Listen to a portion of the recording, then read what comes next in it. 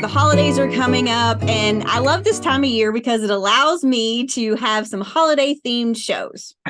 Yes, and I am so excited. We've got a brand new team member, a I new member know. of It's UK awesome. Forestry and Natural Resources Extension is going to be a guest on.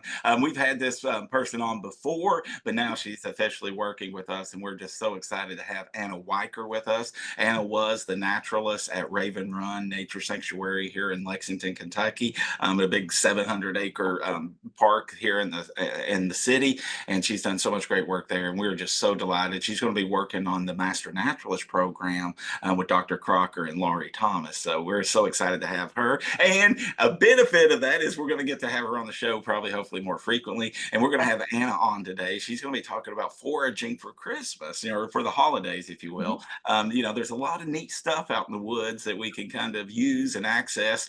So Anna's going to kind of highlight some of that opportunities there. And then we also have Dr. DJ McNeil with us.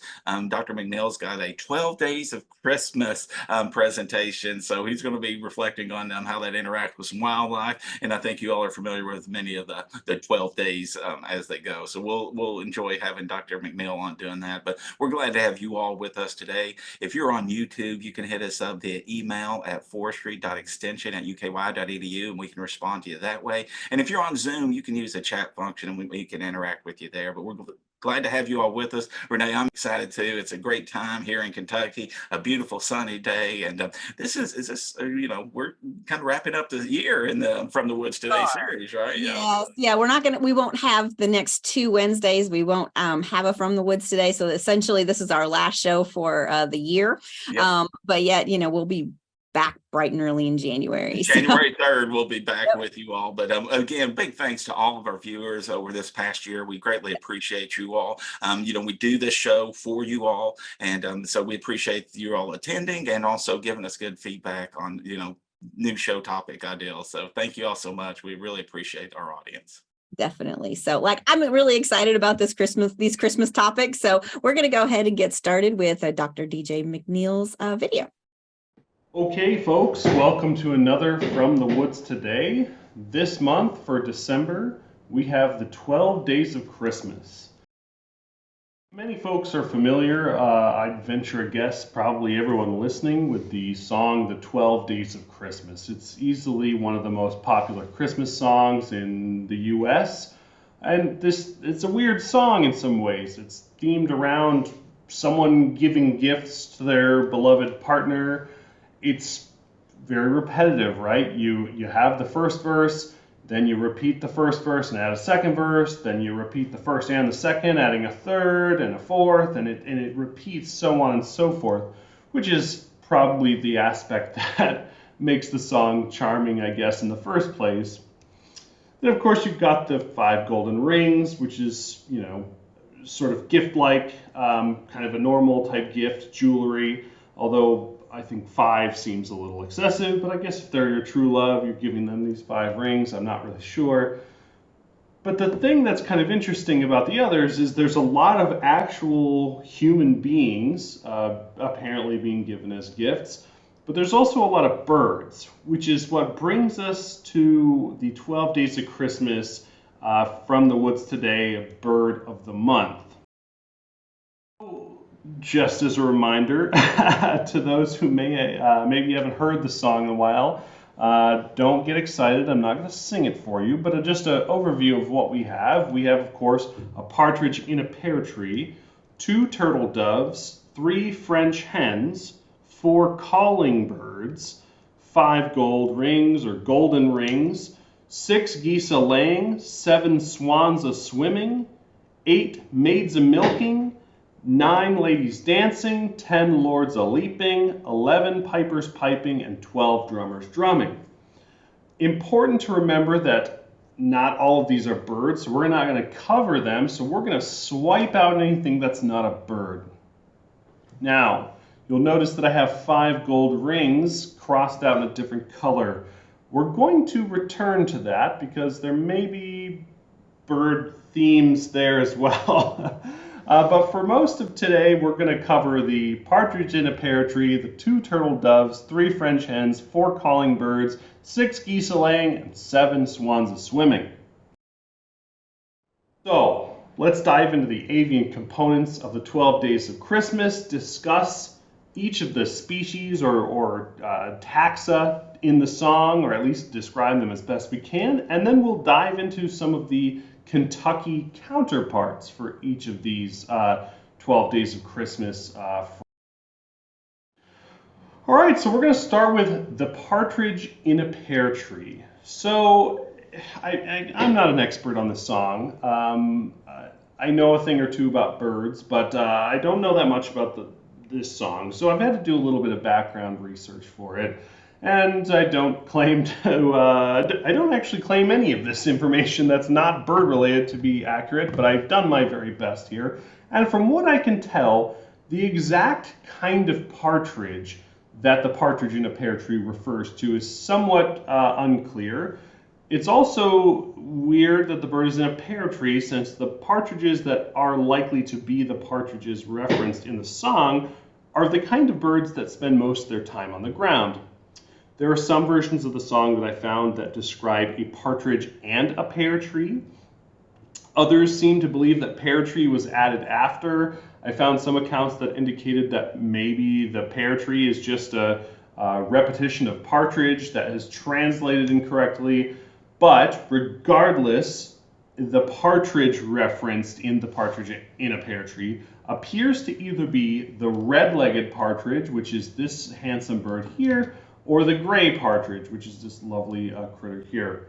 Now, sometimes these species are kept in North America through the aviculture world, but a species that is also not native, but many folks are more familiar with because of their release for hunting purposes, would be the chukar, or sometimes called the chukar partridge. It's a weird bird. It looks actually a lot like the red-legged partridge. It received its name because its vocalization sounds like it's saying chukar. So that's the partridge in a pear tree from the song, either the gray partridge or the red-legged partridge. But these birds are not species that we have here in Kentucky or in North America. What we have that's probably the closest is the ruffed grouse, Bonassa umbellus.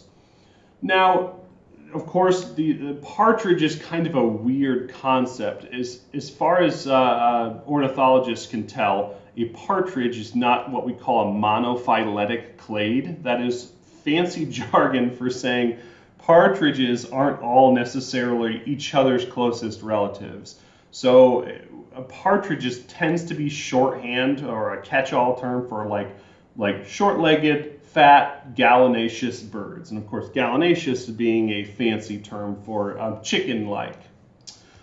So of course, we have the ruffed grouse here in Kentucky. It's the closest thing that I think we're going to have, maybe with one other exception that we'll discuss in a bit, to a partridge. So we're going to think of the ruffed grouse as our partridge.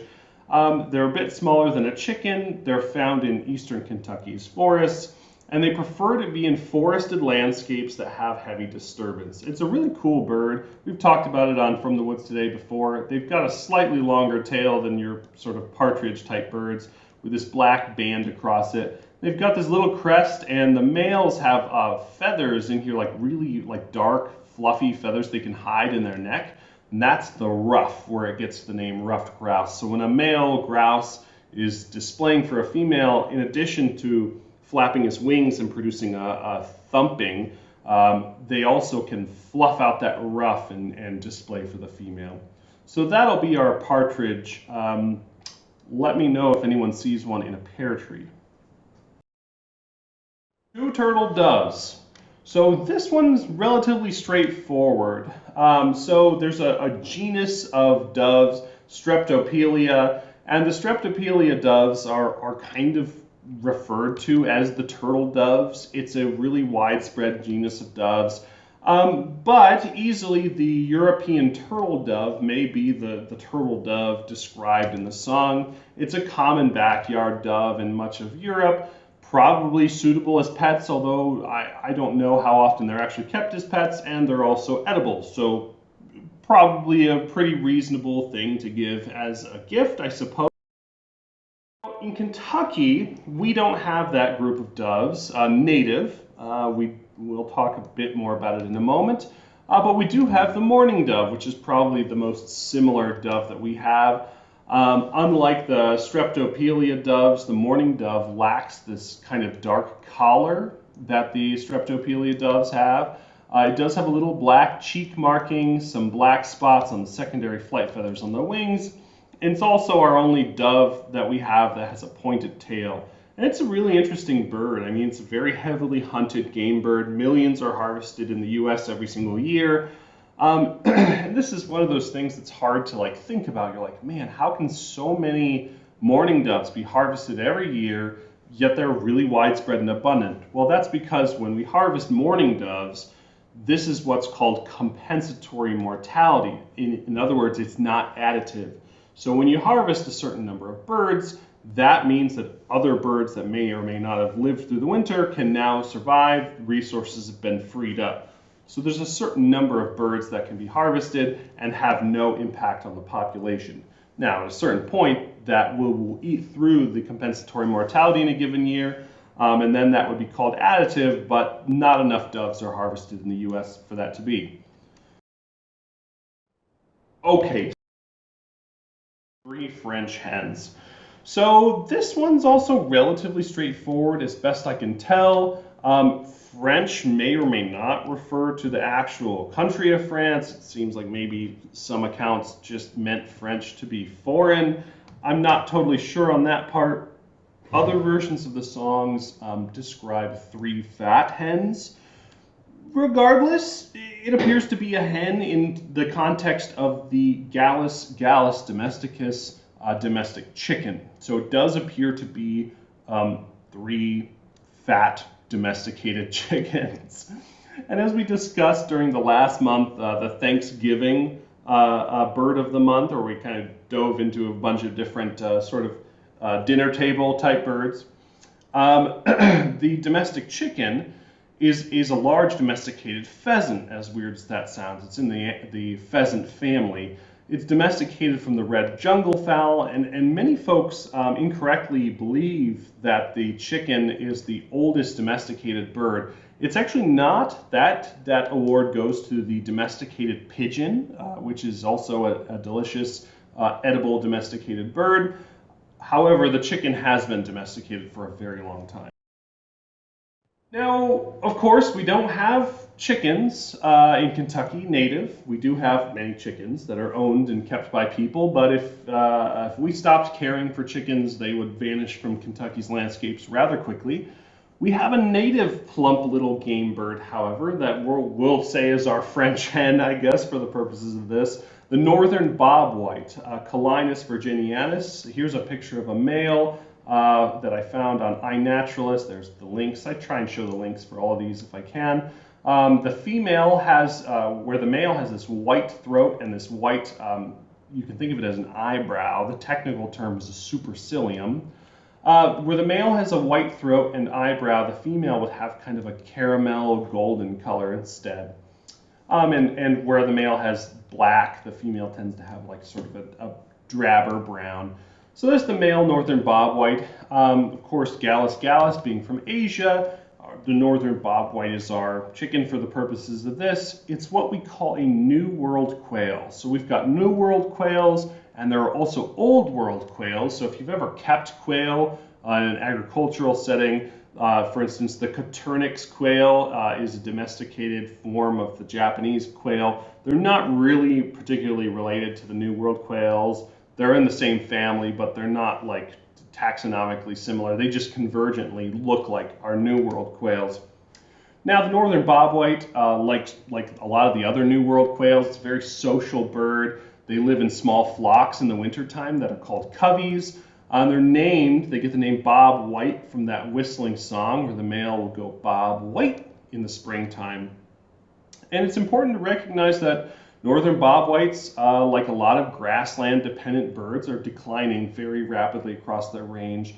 It's a game bird, so it's heavily hunted in certain areas. That hunting doesn't seem to be the thing that's driving their decline. It appears to be the loss of grasslands and disturbance-dependent ecosystems describing why we're losing our bobwhites. For calling birds. So this is a very interesting one. One thing that I've learned in exploring all this, apparently the name of this was not supposed to be a calling bird, it was supposed to be a collie bird. And you're like, well, what the heck is a collie bird? Well, apparently the origin of the word collie is a little bit messy. It could be the same origin as the dog, the collie. Other accounts seem to be a reference to like being sooty or coal colored. Um, Regardless, a collie bird is the Eurasian blackbird, which is this guy that I've shown here. And if you're not familiar with the Eurasian blackbird, Turdus marula, it looks a lot like a black American robin. Well, the reason for this is that Turdus genus is the same genus that the American robin is in. So our four calling birds, or collie, are going to use the American robin as our stand-in. So we've discussed the American robin numerous times on Bird of the Month. It's in the not only is it in the genus Turdus, referring to a thrush, it's in the family Turdidae, which are kind of broadly known as the thrushes. These are these sort of plump birds with, they have relatively long wings, unlike game birds, but they're pretty plump birds. They spend a lot of time on the ground, very long legs, and they spend a lot of time running around the ground, catching insects, and then in the wintertime, spending time looking for fruit. So the American robin is Turdus migratorius, a very highly migratory bird. With that said, it's year-round resident in Kentucky, so they breed during the spring and summer, and then of course during the fall and winter, which is where we're at now, this is the non-breeding season where we still have them. They'll oftentimes, though not always, form a flock in the winter. Sometimes they'll form mixed species flocks with things like starlings and other birds, and these big flocks will fly around seeking fruits and invertebrates and things like that. Okay, 6 geese a laying. This one's fairly straightforward. I believe it is referring to the domestic gray-lag goose, Anser domesticus. This is a large-bodied barnyard goose. Many times the adults can't fly, although some gray-lag geese can fly. They're long-lived barnyard birds, and they're well recognized for being fairly aggressive and territorial in a domestic setting. The eggs are edible, geese a laying, right? But keeping geese for their eggs, at least as best I can tell, is somewhat uncommon here in the U.S. They lay fewer but larger eggs than domesticated chickens and ducks and things like that. Perfectly edible, just not known for being particularly productive in terms of their eggs. Our geese a laying that we're going to select as a Kentucky representative is the Canada goose, Branta canadensis. And everybody's familiar, I would venture to say, with the Canada goose, or at least the majority of us are.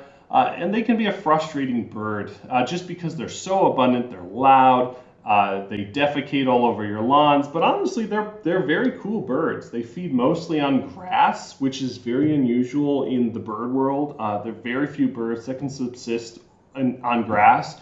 The Canada goose is one of them. They do this mate for life behavior, which is really endearing. So as long as the mate stays alive, they will stay with the same mate year after year, all year round. Highly migratory birds, very long-lived. They can live for decades in the wild. And at one point they declined so much that serious conservation action was needed, but we have now rebounded their population so much that they've become a nuisance. It's also kind of interesting they can and regularly do hybridize with other geese, including domestic gray-lag geese. Okay, 7 swans a-swimming. I believe that's the last one in our sequence here, and this refers originally to the mute swan. So these are pictures of the mute swan here. This is one with its wings up, and here's one with the wings down. They're not quite mute. They can make some hisses and grunts and some sort of other unpleasant noises, but they're beautiful birds regardless. Again, this upright wing posture is something they're famous for. Orange bill with this kind of black fleshy knob at the base of the head. The species has actually been introduced to the US and has become invasive. So a lot like Canada geese, they mate for life. They don't feed much on grass like Canada geese do, but do feed on aquatic vegetation and grains. Their invasive nature isn't particularly well understood. They seem like they can outcompete native waterfowl in some settings, but in other settings they seem like they're not as much of a problem, so clearly needs a lot more work. They're hunted in some states and protected in others, so it's an interesting species of bird. Now, the mute swan is not going to be our Kentucky representative of a swan. I'm going to use the trumpeter swan. This is one of our two native swans we have here in Kentucky, with the trumpeter swan being the larger species that we have here. Unlike the mute swan, it does not have that kind of bulging, fleshy black knob at the base of the forehead, and its bill, unlike the mute swan, is not orange. It is instead solid black. They never hold their wings up like a mute swan does and just swim around with the wings erect. Many other aspects of their life history are very similar to mute swans, however, but these are huge birds. They're easily 40 pounds. I've worked with waterfowl in the past, and mute swans trumpeter swans are nothing to mess with. If you're messing with a nest of a trumpeter swan, be prepared to confront a very angry, physically challenging species of bird. They're very protective of their nest and their young. Okay, so I promised we'd talk about the 5 golden rings, and this is kind of a sort of controversial thing. So there are some early versions of the song that clearly depict the rings as like jewelry, but there are others that suggest that the rings may be related to either a golden pheasant, which is this guy here. This is a male golden pheasant. You can sort of see golden rings. Or possibly the European goldfinch being the golden ring. So if that were the case, all of the first 7 days would be birds, and all of the remaining 7 days, or all the remaining days would be people. So clearly a sort of strange song, but a fun one for me as somebody who likes to think. And we'll leave you with that. Have a Merry Christmas and look forward to more Birds of the Month in the new year. Have a good one.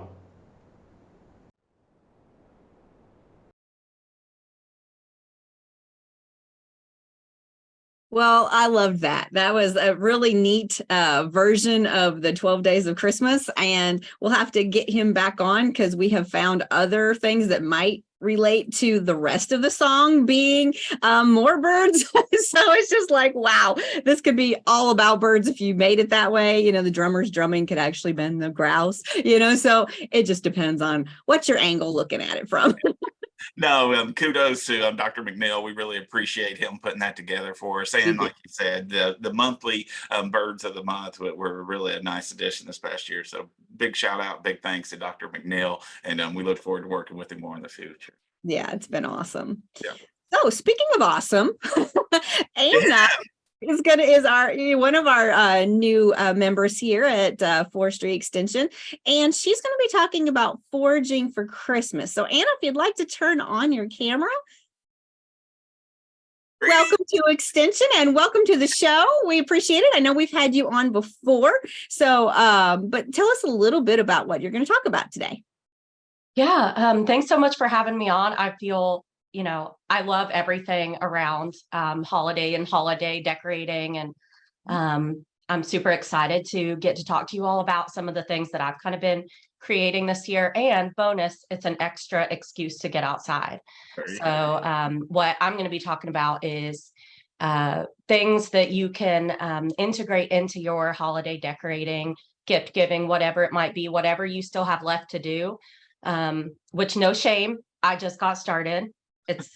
Listen, we're all busy. You have plenty of time. yes.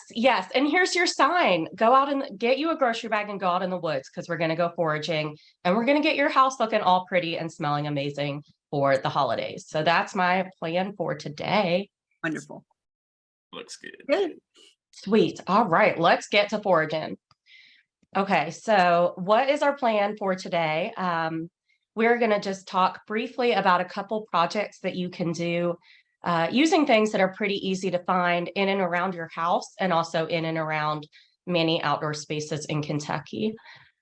There's lots of reasons to do this. Number one, for me, and I would venture to guess for a lot of you folks who are listening today, is just an excuse to get outside, right? Like some of us have, very fond memories of maybe going out in the woods and cutting a tree down when we were kids, bringing that back to, set up and decorate.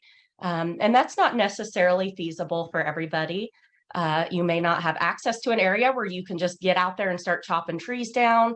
It might not be a good fit for your space to put a whole entire tree in your house. But you can still, work the outdoors into your holiday traditions and decorating. Obviously, it's a great green alternative. I think I read somewhere that you have to use an artificial tree for like 7 or 8 years before it is like as green as using a real tree. So just think about, you can also minimize that impact to the environment by going out there and using some natural materials. And you save on storage, which if you're like me and you're not good at organizing all your holiday decorations, guess what? If you found them in the woods, when you're done with them, they can go right back out to the woods. They don't need to go in your garage, in your closet, in your attic to fall down on your head when you're trying to get your summer clothes out. You can just put them right back out there in nature and you're good to go. And of course, it saves money, which is always helpful to everybody during the holidays, always of interest for sure. Foraging tips. So before you just grab your saw and get on out there, if you are not the landowner, ask permission. I have found that a lot of landowners are not big fans of Eastern red cedar, which is one of the principal trees that we're going to be seeking out for some of these crafts today. Some public lands allow foraging. You can look up rules pretty easily on the internet for different, state, federal, local lands, whatever it might be. Be sure that you're just harvesting what you need. Don't cut down a whole tree if you just need a couple branches. Be respectful of boundaries, fences, anything that you might need to be aware of when you're out there, and know what you're picking up. You do not want to make a poison ivy tree, poison ivy wreath. You don't need to be, covering yourself in briars or herbicide or anything like that. So just kind of be aware and use, kind of safe practices while you're out there in the woods. So the tree that we're going to be talking about for the most part for these this main project that we're going to be working on is one of my favorites, the Eastern red cedar. I'm willing to bet that you all have talked about it on the show before. It's a very widespread member of the juniper family, and it's a really common evergreen in parts of Kentucky. In some areas, it's really the only native evergreen that you're going to see. It's very fragrant. It has that like very like cedary smell. Like if you open up a container, of cedar shavings, like that smell that's very much like what we associate with cedar trees. It's usually a little bit of a scrubbier tree. So it's not like a tall, majestic pine. It tends to have, kind of a convoluted growth form, especially as it gets older. A lot of folks, like I mentioned briefly earlier, do view it as invasive or weedy. It's an early successional tree a lot of the time, so it pops up in the middle of fields and pastures. And a lot of the times folks will have to go in and get rid of it, if they're haying that area, if they have livestock there. So always something to keep in mind. People might be willing to part with their cedar trees without much of a fuss. And then here we've got a picture of the berries. The female tree has these beautiful light blue berries, and then the rest of the tree has spiky, scaly, like needle-like evergreen growth on it. What else are you going to need? So we're going to be making a mini Christmas tree. This is a perfect alternative if you cannot cut down a big old entire tree and put it in your house. But you are going to need a couple things. And this is the only money that I want you to spend. Okay, I want you to keep this under $10. But you do need a floral foam cone. And these are really easy to find. Walmart, craft stores, very cheap. They're made to like turn it like upside down from how I have it pictured there. And you can put flowers in it and cover it with ribbon, and it kind of makes a little bouquet. But we are going to be using it to make the base of our tree. You can also grab you some scissors, twine, heavy thread, whatever kind of string you have easy access to. Scissors or like hedge clippers are great to have on hand. I found that scissors work pretty well for the size of twig that we're going to be working with. I do recommend with Eastern cedar trees that you use, or Eastern red cedars, that you use gloves to handle them because they're very spiky. They have all these spiky little needles.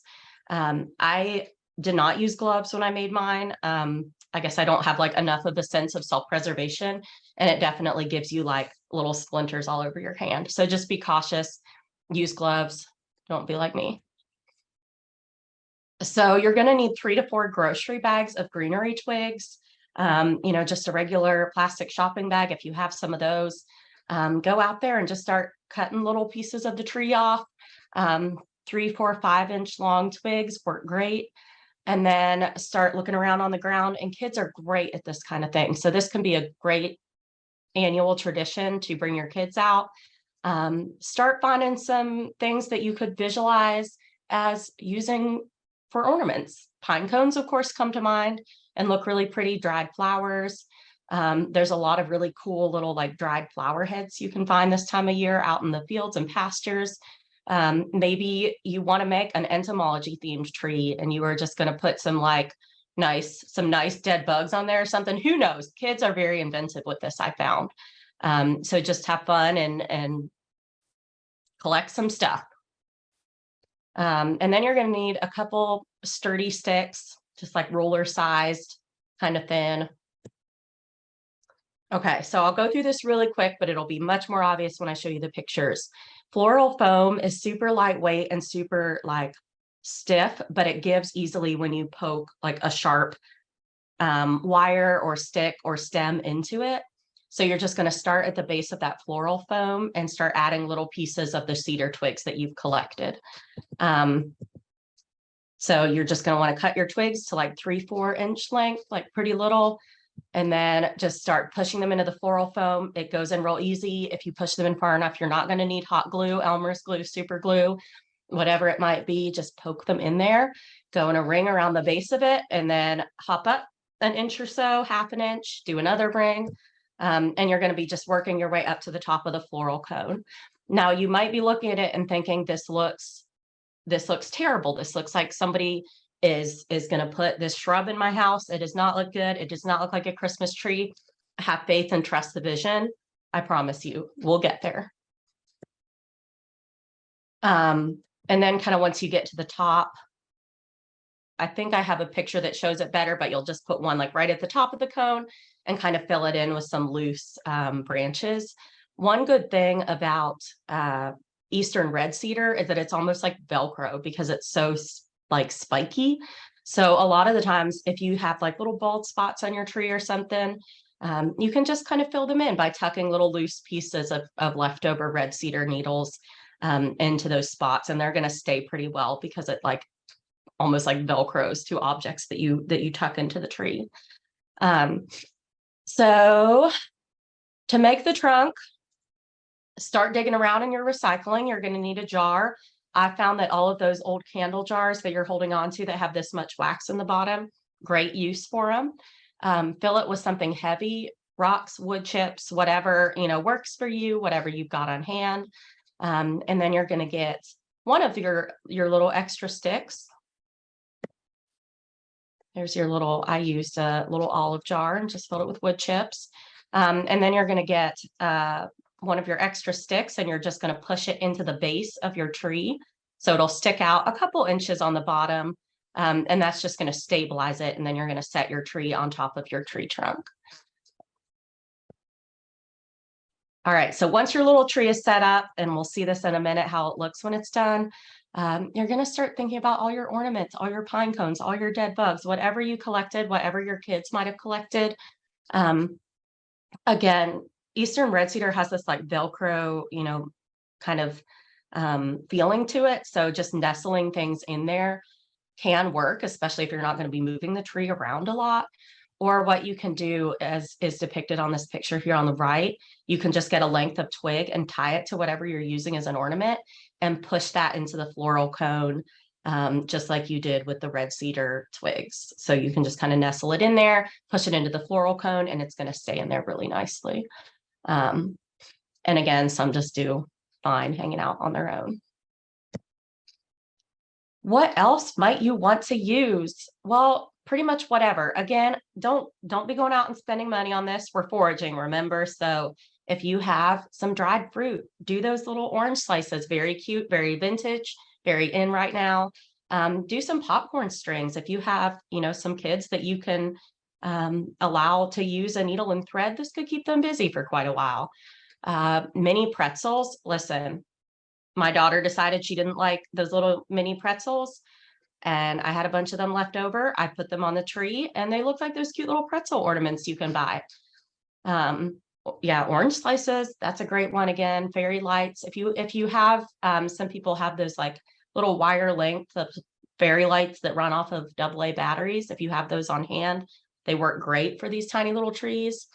Let your kids do some cardboard cutouts, or do some cardboard cutouts yourself. I made a little cardboard cutout off the back of a cereal box of a star for the top of my tree.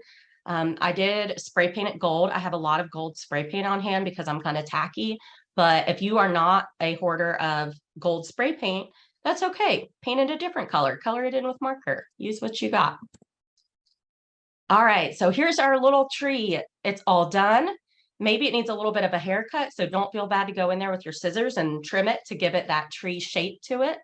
But here's our little tree. It's done. By the time it's done, I used, I think, like an 11-inch floral foam cone, and that gave me a tree that was probably about 1.5 feet or so, give or take, once I put the trunk on and the little topper and everything. And they look really cute. They look like an actual real little live tree, that just like sits on top of a desk, or your mantle or something like that. So your house is covered in little cedar needles and little pine sap sticky places. So don't start cleaning it up, because we're going to be making our Christmas gifts next, and there's no point in cleaning twice, right? So we are going to be making a winter simmering pot, and maybe you just want to give yourself a gift. That's totally fine. You deserve it.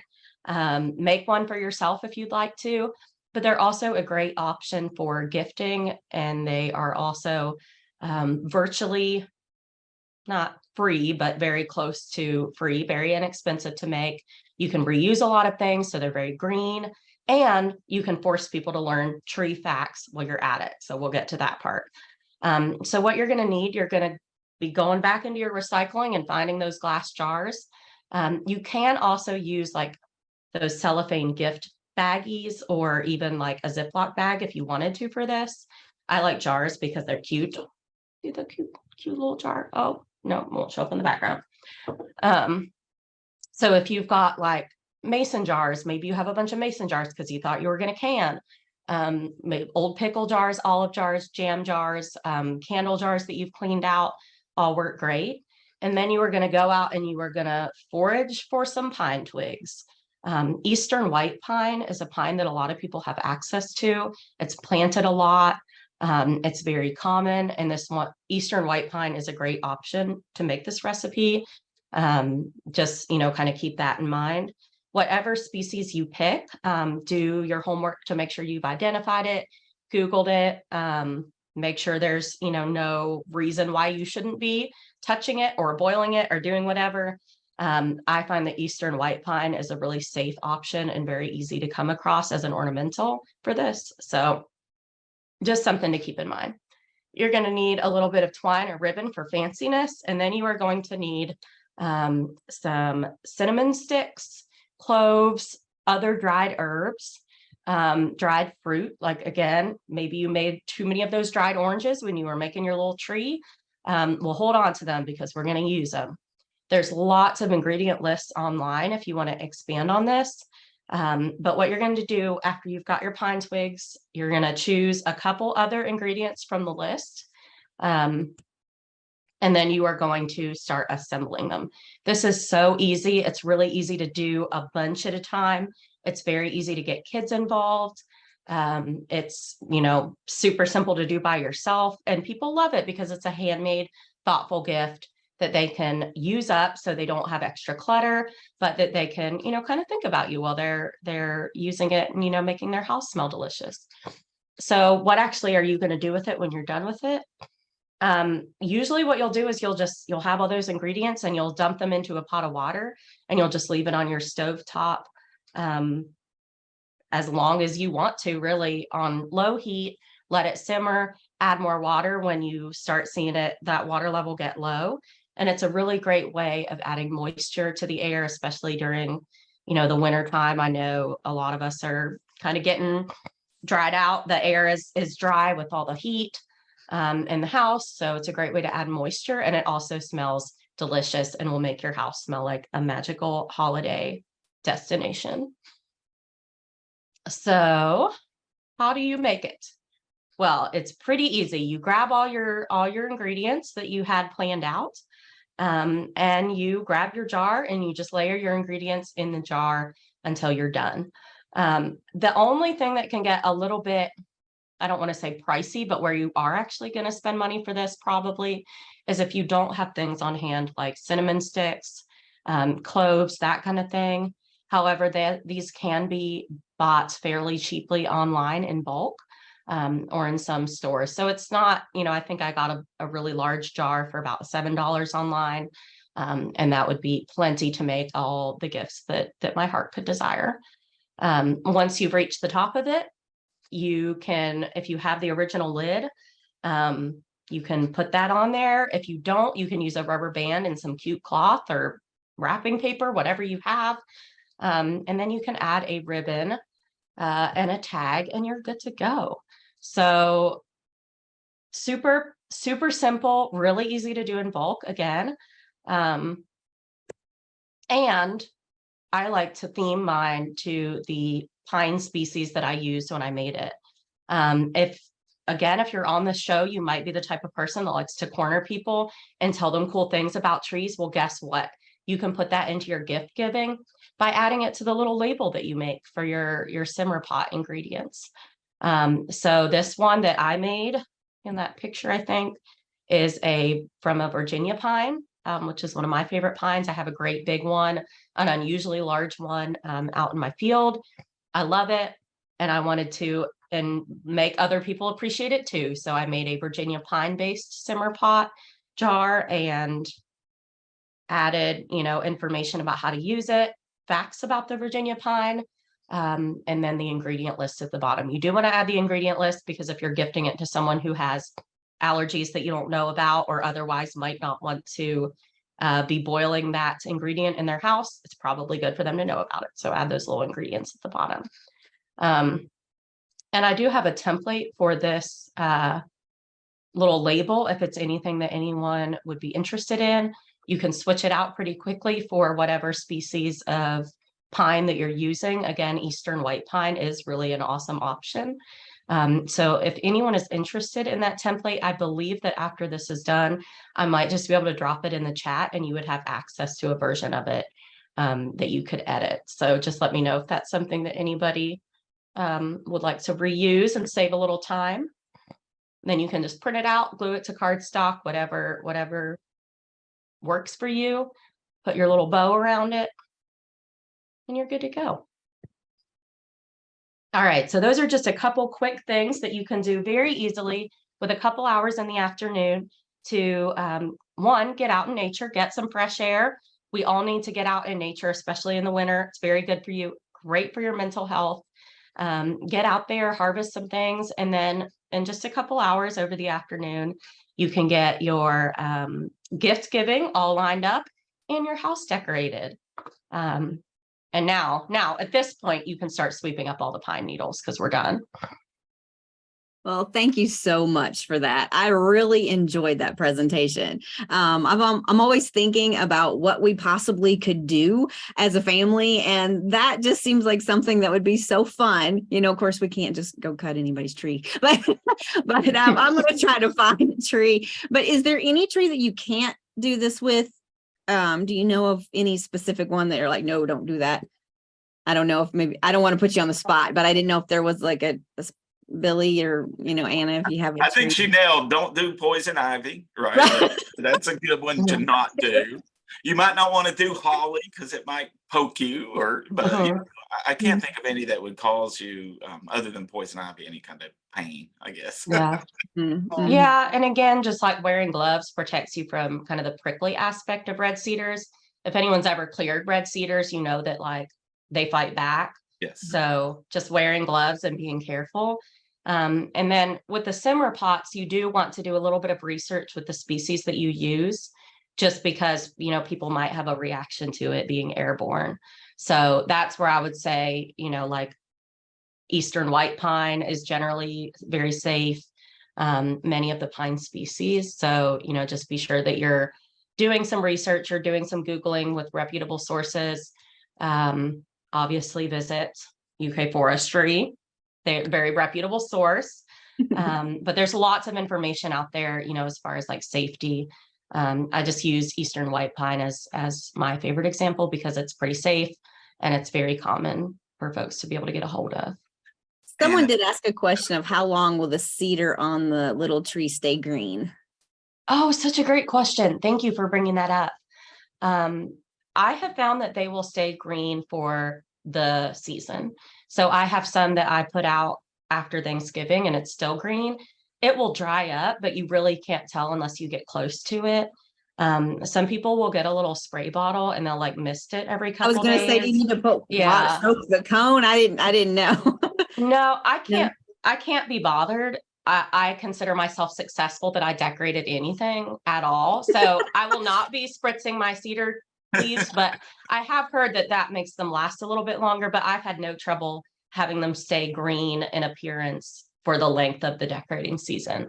So if you put them up after Thanksgiving and you start taking them down after Christmas, somewhere in that time period, early January, they might be a little crunchy to feel, but they still look great. So it's really good for a season. And then you can just take everything out of your little cone, throw it out in the woods, let it go back to nature. And then you should be able to get a season or two use out of that floral cone. So you might just be able to pack that away, use it next year for another tree. Idea. Yeah. Hannah, I really enjoyed it. Thank you so much. It's a good reminder that there's a lot of products, if you will, out in our woods, and Yes. you know, and I would encourage folks as they're out there following along on your recipes, if you will. You know, it's a good way to kind of keep up with your woods too, right? Gives you an excuse to get out in your woods and see what's going on with them. So, and we'll have to get you back on doing some more of this stuff, and you know, kind of highlighting some of the hidden treasures out in our woods. For sure. Thank you so much for having me on. Well, it's We good to have appreciate it. you. Yeah. A good deal. Good stuff today. Like I said, Christmas show. I'm really, I'm all about Christmas. And so anytime I can do a holiday show, I will. So I love it. No, it was great. We had two great guests. Really appreciate Dr. McNeil putting together the 12 Days of Christmas for us. You know, I might have to go back and watch some of that. It was really entertaining. It was. And also really appreciate having Anna with us now and being part of the team. And we're really excited about that. So a great show. A big thanks to you all for being with us this year. We really appreciate it. And this is our last show for the year. We will be back with you on January 3rd, 2024. Can't believe that's coming so soon. But again, big thanks to you all. Hope you all have a great time with your families and friends and enjoy the holidays. And we'll look forward to seeing you all coming back next year. Take care. Bye. Bye.